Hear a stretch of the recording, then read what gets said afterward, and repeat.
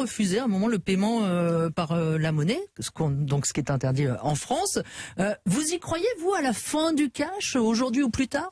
Absolument pas. Vous prenez l'exemple de la Suède, c'est très intéressant. Il y a 10 ans, les Suédois ont dit on va aller vers une société sans cash. Ils trouvaient que c'était mieux, on va passer vers le paiement numérique, et tout ça a été accompagné. Et ça a effectivement beaucoup baissé, jusqu'à 15% des paiements qui sont réalisés seulement en espèces en Suède, alors qu'on est à plus de 70% dans l'ensemble de l'Union européenne.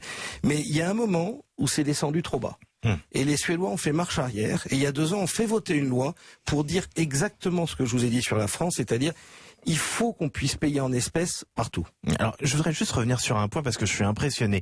Les 15% de pièces en plus, pour que je comprenne bien, c'est un peu pour faire tourner la planche à billets, c'est qu'on avait besoin d'alimenter l'économie avec un peu plus d'argent, et c'est ça qui explique ces 15% en plus. Alors, il y a eu, autour de la crise sanitaire, des phénomènes qui étaient tout à fait inattendus et parfois totalement contre-intuitifs, paradoxaux dans cette crise, et on pense que pour les pièces, il y a eu en fait une baisse de la circulation des pièces, c'est-à-dire que les gens les gardent un peu plus chez eux. On a fait des bas de laine. On a fait des bas de laine, voilà. C'est des gros bas de laine qu'il faut avec les pièces. Et donc, comme les gens les gardent un peu plus chez eux, et que malgré tout, on continue à payer au quotidien, 90% des Français continuent à utiliser des espèces pour payer, et dont 70% tous les jours. Ça, c'est le résultat de notre enquête. Eh ben, il faut continuer à produire et alimenter les commerçants et les banques.